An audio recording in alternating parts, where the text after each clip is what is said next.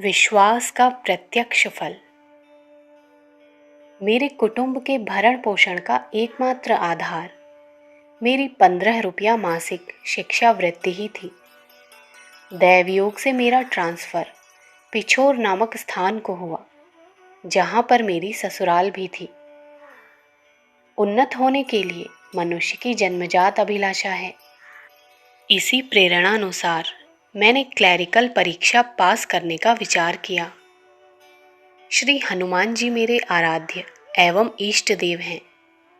उन दिनों ग्रीष्मकाल होने के कारण मैं उनके मंदिर में ठंडक रखने के लिए अपने फुर्सत के समय में पानी से धोया करता था। देखने वाले कोई मुझे आडंबरी, कोई पागल कहा करते थे, पर मुझे उनकी आलोचना की कोई परवाह नहीं थी। एक दिन श्री मारुति विग्रह के पास बैठा हुआ विचार कर ही रहा था कि प्रभु, कहीं से 5 रुपये प्राप्त हो जाएं तो फीस भेज दें, ताकि परीक्षा में प्रविष्ट हो जाने का निश्चय हो जाए। कोर्स की पुस्तकें तो जहाँ तहाँ से भी तलाश कर लेंगे और कुछ न मिलने पर खरीद भी लेंगे। वहाँ बैठा हुआ इस प्रकार प्रार्थना कर ही रहा था कि बाहर से किसी के बुलाने की आवाज़ आई। मैंने बाहर आकर देखा कि मेरा पढ़ाया हुआ विद्यार्थी बाबूलाल गुप्ता अपनी परीक्षा साफल्य पर प्रणाम कर मुझे 5 रुपये दे रहा है और कहने लगा, आपकी कृपा के बल पर ही मैं पास हो सका हूँ। इस प्रकार का सुयोग पाकर मुझे श्रद्धा व विश्वास में और भी दृढ़ता हो गई।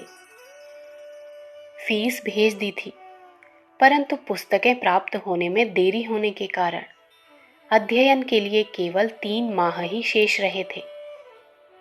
यथावकाश पढ़ाई करता था और श्री महावीर जी की कृपा से परीक्षा में सफलता मिलने का भी पूर्ण विश्वास था। समय पर परीक्षा कार्य भी संपन्न हो गया।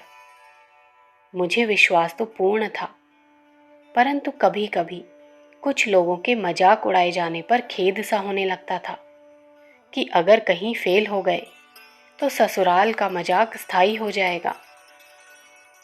चिंता को जितना दोहराया जाता है, वह उतना ही दृढ़ता का रूप धारण करती जाती है। चिंता ने मुझे पूर्ण ग्रस लिया। रात को 9 बजे अपने इष्टदेव के पास गया। वहां बैठकर एकाग्रता पूर्वक उनका मूक चिंतन करीब 3 घंटे करता रहा। अंत में कातर प्रार्थना करता हुआ कि अब परीक्षा फल प्रकाशित होने वाला ही है, लज्जा आपके हाथ है, ये कहकर घर आया। रात आधी से अधिक व्यतीत हो चुकी थी। नींद नहीं आ रही थी। ना जाने कब झपकी लगी तो देखा कि एक वृद्ध ब्राह्मण परीक्षाफल नामक एक पत्र लिए बता रहा है और कह रहा है कि घबराते क्यों हो, यह 606 रोल नंबर तुम्हारा ही तो है, देखो।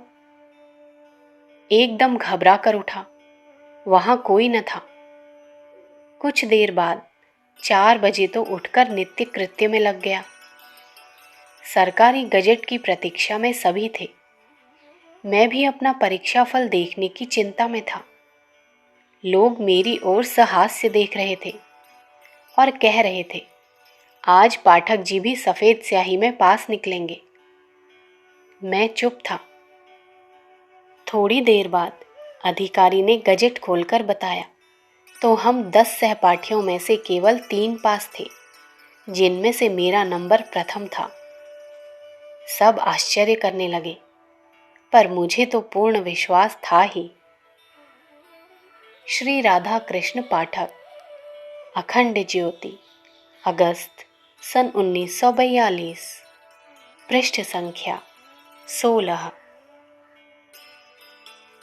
विचार क्रांति दूत यूट्यूब चैनल को सब्सक्राइब करें एवं अगले वीडियोस प्राप्त करने के लिए बेल आइकन दबाएं। धन्यवाद।